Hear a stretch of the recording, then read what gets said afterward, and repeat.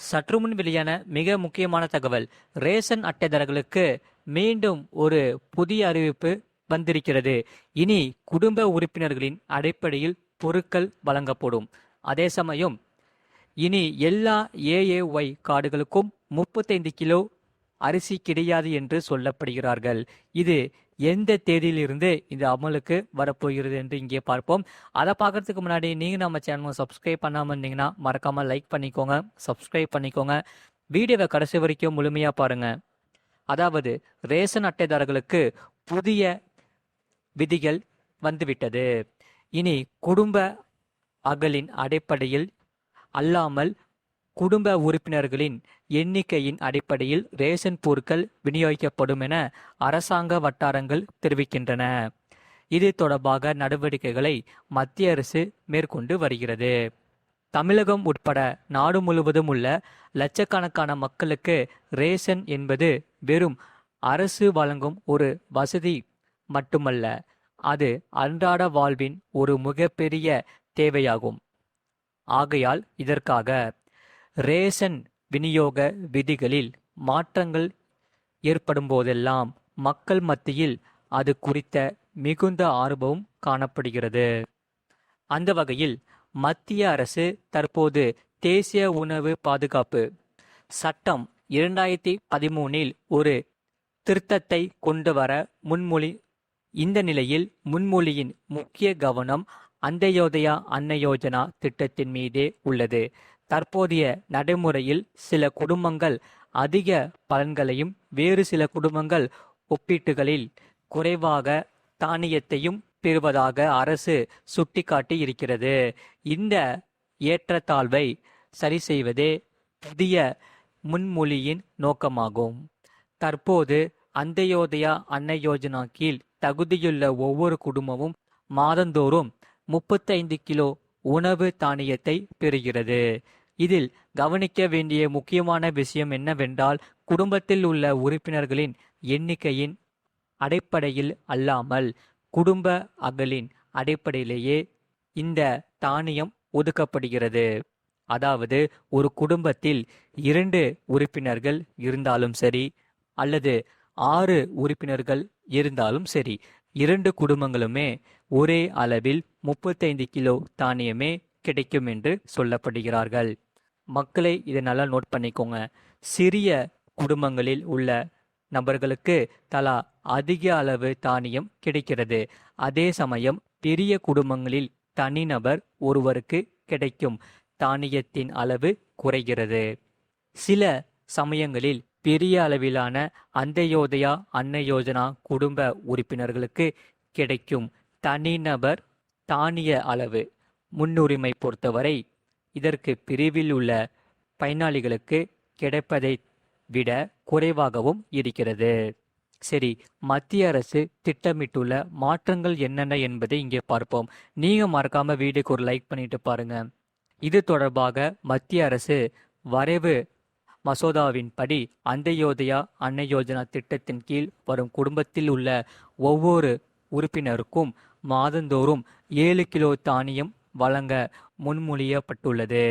இந்த முறை தானிய விநியோகத்தை சீராக்குவதுடன் சமமான வளங்களை உறுதி செய்து மக்களின் இருப்பினும் 35 கிலோ என்ற உச்ச வரம்பு தொடர்ந்து நடைமுறையில் இருக்கும். இங்கு கவனிக்க வேண்டிய ஒரு முக்கியமான அம்சம் உள்ளது. தனிநபர் ஒருவருக்கு 7 கிலோ தானியம் வழங்குவது என்று முன்மொழியப்பட்டாலும் ஒரு குடும்பத்திற்கு ஒதுக்கப்படும் அதிகபட்ச தானிய அளவு மாதத்திற்கு 35 கிலோ என்ற அளவிலேயே இருக்கும். அதாவது இத்திட்டத்தில் தனிநபர் அடிப்படையிலான கணக்கீடு அறிமுகப்படுத்தப்பட்டாலும் குடும்ப அளவிலான தற்போதைய அதிகபட்ச வரம்பு தொடர்ந்து பராமரிக்கப்படும் என்று சொல்லப்படுகிறார்கள். சரி, இந்த 3 நோக்கங்களும் வெற்றி பெற்றால் ரேஷன் விநியோக முறை மேலும் திறம்பட செயல்படும் என அரசு கருதுகிறது. அதே சமயம் புதிய ரேஷன் விதிகள் எப்போது நடைமுறைக்கு வரும் என்று இங்கே பார்ப்போம். நீங்க மறக்காம வீடியோக்கு ஒரு லைக் பண்ணிட்டு சேனலை சப்ஸ்கிரைப் பண்ணிட்டு பாருங்க. இந்த திருத்தம் சட்டமானால் அது தேசிய உணவு பாதுகாப்பு திருத்த சட்டம் 2026 என்று அழைக்கப்படும் என வரவு மசோதாவில் கூறப்பட்டுள்ளது. இது நடைமுறைக்கு வரும் தேதி பின்னர் ஒரு கட்டத்தில் மத்திய அரசால் அதிகாரப்பூர்வமாக வெளியிடப்படும் என்று சொல்லப்படுகிறார்கள். சரி, பொதுமக்களிடமிருந்து ஆலோசனைகள் பொறுத்தவரை நியாய விலை பொருட்கள் விநியோகிக்கப்படும் முறைக்கான இந்த மாற்றத்தை அரசு இன்னும் உறுதி செய்யப்படவில்லை. தற்போது இது ஒரு வரவு மசோதாவையே உள்ளது. இதற்கான பொதுமக்களின் ஆலோசனைகளும் கருத்துகளும் கூறப்பட்டுள்ளது.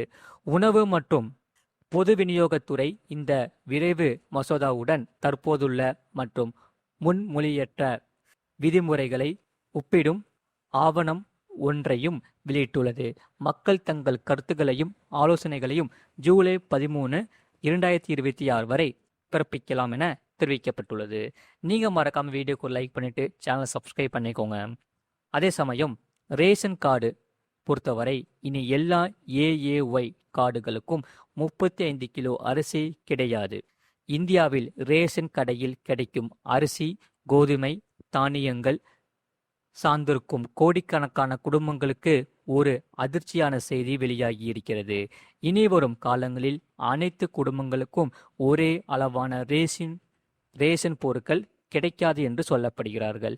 நீங்க மறக்காம வீடியோக்கு ஒரு லைக் பண்ணிட்டு பாருங்க. மத்திய அரசு தற்போது தேசிய உணவு பாதுகாப்பு சட்டம் 2013 ஒரு திருத்தத்தை கொண்டு வர முன்மொழித்துள்ளது. இதில் அந்தியோதயா அன்ன யோஜனா அதாவது ஏஏஒய் திட்டத்தில் அதிக மாற்றம் கொண்டு வர திட்டமிட்டுள்ளது. இந்த அட்டையில் கீழ் தான் தமிழ்நாட்டில் 35 கிலோ அரிசி இலவசமாக வழங்கப்படுகிறது.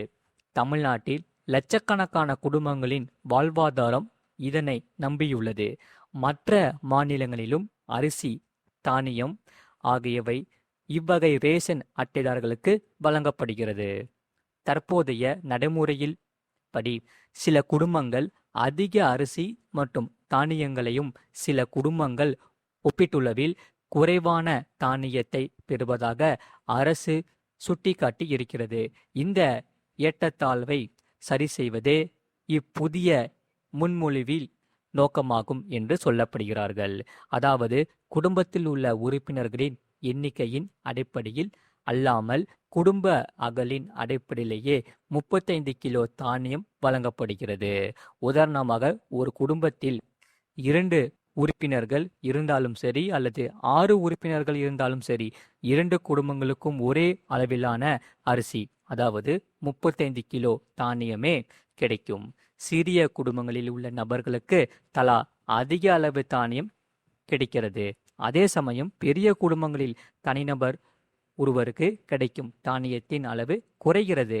எனவேதான் அந்தியோதயா அன்ன யோஜனா திட்டத்தின் கீழ் வரும் குடும்பத்தில் உள்ள ஒவ்வொரு உறுப்பினர்களுக்கும் மாதந்தோறும் 7 கிலோ தானியம் வழங்க முன்மொழியப்பட்டுள்ளது.